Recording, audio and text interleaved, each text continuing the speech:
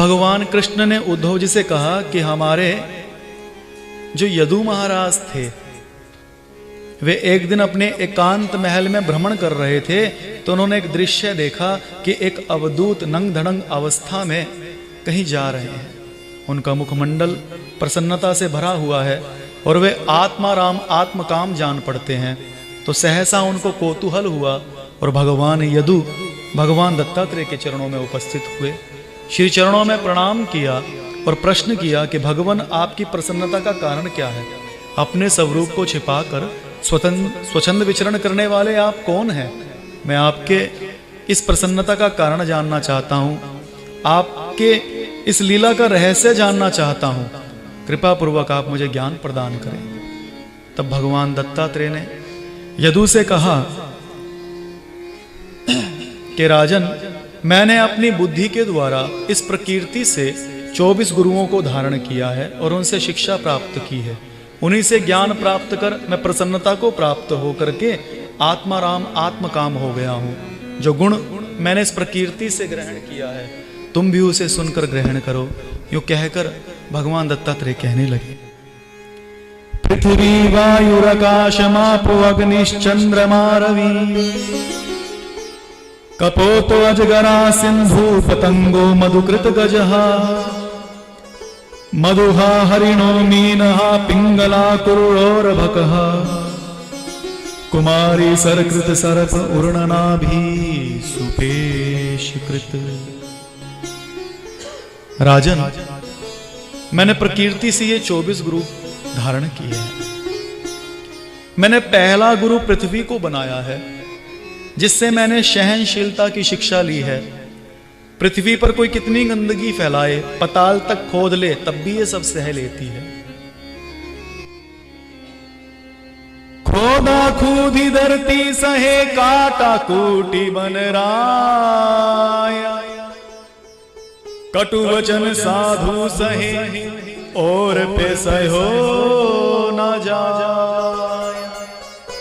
पृथ्वी के ही विकार वृक्ष और पर्वतों से मैंने परोपकार की शिक्षा ली है। यह अपना सारा जीवन मनुष्य के परोपकार में बिता देते हैं। वृक्ष से हमें लकड़ी प्राप्त होती है, फल फूल प्राप्त होते हैं, उसके पत्तों से उसके रस से औषधियों का निर्माण होता है और जला देने के बाद भी वो हमारे लिए ईंधन जुटा जाता है। ऐसे ही परहित सम धर्म नहीं भाई, पर पीड़ा सम नहीं अदमाई। मनुष्य को जहां तक हो इस मानव जीवन का श्रेष्ठ फल यही है कि वह हरिगुरु संतों का आश्रय लेकर उनके चरणों की सेवा करता हुआ निरंतर परोपकार में लगा रहे। मैंने दूसरा गुरु प्राणवायु को बनाया। जैसे प्राणवायु आहार मात्र से संतुष्ट हो जाता है, ऐसे ही मनुष्य को थोड़े में ही संतोष कर लेना चाहिए। जैसे वायु स्वच्छंद दिशाओं में विचरण करता है, पर ना किसी के गुण को ग्रहण करता है और ना ही किसी के दोष को, ऐसे ही साधु इस जगत में भ्रमण करता है, पर किसी के भी गुण और दोष को साधु को चाहिए कि वह अपने भीतर आने ना दे। मैंने तीसरा गुरु आकाश को बनाया है। जैसे आकार निर्विकार है, अनंत है, असीम है, ऐसे ही जीवात्मा अनंत है, अनादि है, एक रस है। इसका ना आदि है ना मध्य है, ये तो अनंत है। अपने आप को सृष्टि के कण कण में व्यापक रूप होकर श्री हरि ही लीला विलास कर रहे हैं। आकाश के समान सर्वत्र इनका लीला विलास कण कण में व्यापक है, ऐसा विचार करना चाहिए। मैंने चौथा गुरु मापो जल को बनाया। जैसे जल स्वभाव से ही शीतल है, चिकना है, दूसरों को सुख प्रदान करने वाला होता है, ऐसे ही मनुष्य का स्वभाव होना चाहिए। आचार्य कहते हैं, ऐसी वाणी बोलिए मन का आपा खोए, औरन को शीतल करे आप हो शीतल होए। मैंने पांचवा गुरु अग्नि को बनाया। जैसे अग्नि में कुछ भी डाल दिया जाए तो वो स्वाहा हो जाता है, जलकर राख हो जाता है, ऐसे ही साधक के हृदय में साधन कितनी प्रज्वल ज्वाला होना चाहिए कि विषय विकारों के प्रगल वेग उसका कुछ ना बिगाड़ पाए, और जो कुछ भी राग द्वेष उसके हृदय में आए आते ही वो साधन की ज्वाला से तुरंत नष्ट हो जाए, उस पर अपना प्रभाव ना डाल पाए। ये गुण मैंने अग्नि से ग्रहण किया है। मैंने छठा गुरु चंद्रमा को बनाया है।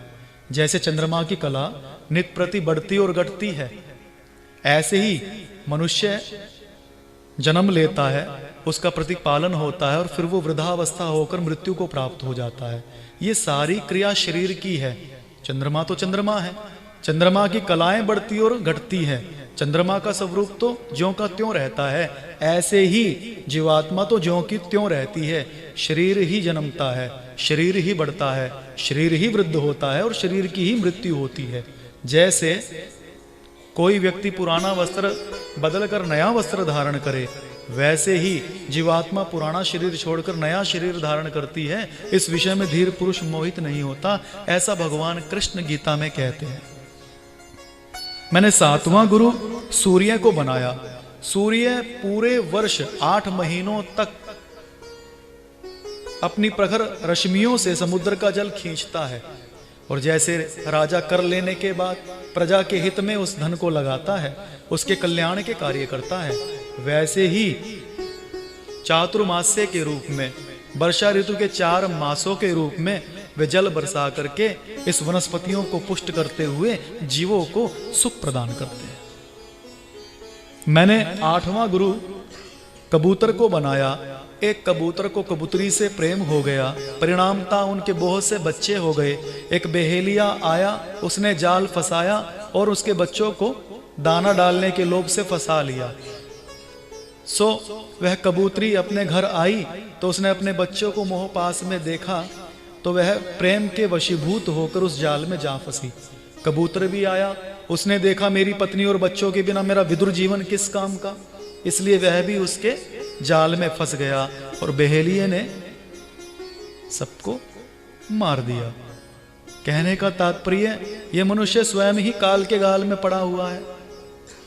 काल रूपी अजगर ने इसे ग्रस रखा है और इस पर भी यह मूर्ख दूसरों की चिंता करता है। ये तो बड़ी भारी अज्ञानिता है।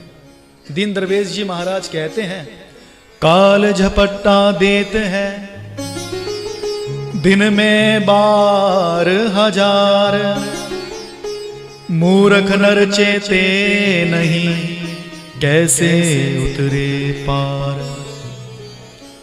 कैसे उतरे पार मोह में हार्यो बाजी, भजो नहीं भगवंत रयो माया मेरा जी। कहत दीन दरवेश छोड़ दे कूट कपट्टा, दिन में 12,000 देते है काल झपट्टा। ये काल तो कंधे पर ही बैठा है। स्वामी जी कहते हैं, हरि के नाम को आलस कत करत रे काल फिरत सर सांधे। धनुष बाण लेकर कंधे पर बैठा है, कब तुम्हारा शिकार कर ले कौन जानता है। मैंने 9वां गुरु अजगर को बनाया और अजगर से शिक्षा ली। अजगर करे ना चाकरी, पंछी करे ना काम, दास मलूका कह गए दाता श्यामा श्याम। मैंने 10वां गुरु समुद्र को बनाया। जैसे समुद्र शांत और प्रशांत रहता है, सदा हंसता रहता है और अपने भीतर समस्त नदियों के वेग को सहन करता हुआ भी कभी मर्यादा नहीं तोड़ता, ऐसे ही साधक और साधु को चाहिए वो अपने धर्म का पालन करे, शांत रहे। विषयों की अनेक नदियां उसमें मिलेंगी, पर सागर के समान उसे सह ले और प्रसन्न चित्त रहने का प्रयास करें। ये गुण मैंने सागर से लिया। मैंने 11वां गुरु पतंगे को बनाया। जैसे पतंगा अग्नि को देख करके उसमें जल करके मर जाता है, वैसे ही मनुष्य को चाहिए स्त्री पुरुष को और पुरुष स्त्री को देखकर मोहित ना हो, परस्पर एक दूसरे को रूप को देखकर लट्टू ना हो जाए। इससे परिणामता उनके प्राण भी संकट में पड़ सकते हैं। इसलिए साधक या साधु को किसी के रूप पर आसक्त नहीं होना चाहिए। और फिर स्वामी जी तो कहते हैं, कबहू कबहू मन इत उतजात यातेव कौन अधिक सुख, बहु भांति घन आनी राख्यो नहीं तो पाव तो दुख। कोटि काम लावण्य बिहारी, ताके मुहा चूही सब सुख लिए रहत रुक। श्री हरदास के स्वामी श्यामा कुंज बिहारी लाल को दिन देखत रहूं विचित्र मुख। अब जो सुंदरता की राशि बिहारी जी महाराज हैं, स्वामी जी महाराज हैं, वो सुंदरता की राशि जगत में कहाँ मिल सकती है। इसलिए हमें तो इन्हीं को देखना है, बिहारी जी से बिहारी जी, स्वामी जी से स्वामी जी, और अंते आंख मूंदी के इन्हीं को निहारी जी। प्रेम से कहिए जय श्री राधे। मैंने 12वां गुरु भोरे को बनाया है। जैसे भोरा पुष्पों से रस लेकर उड़ जाता है, वैसे ही साधक या साधु को चाहिए वो संसार से सार सार ग्रहण करे, सार सार सो ग्रहण करे, थोता दे उड़ाए। जगत में सब प्रकार की वस्तुएं हैं, पर मनुष्य को उसी वस्तु का उपभोग करना चाहिए जो साधन संबंधी हो, जिसके उपभोग से हमारे साधन में विघ्न ना हो। ये गुण मैंने भोरे से लिया। या दूसरा भाव, जैसे भोरा पुष्पों से रस लेकर के अपने जीवन को व्यतीत करता है, ऐसे ही साधु को बहुत धन संपत्ति का संग्रह ना करते हुए मधुकरी वृत्ति से ही कर करुआ गुदर गहे, जुगल रूप नैनन लिए वृंदावन बिहरत फिरे, जुगल रूप नैनन लिए। प्रेम से कहिए जय श्री राधे।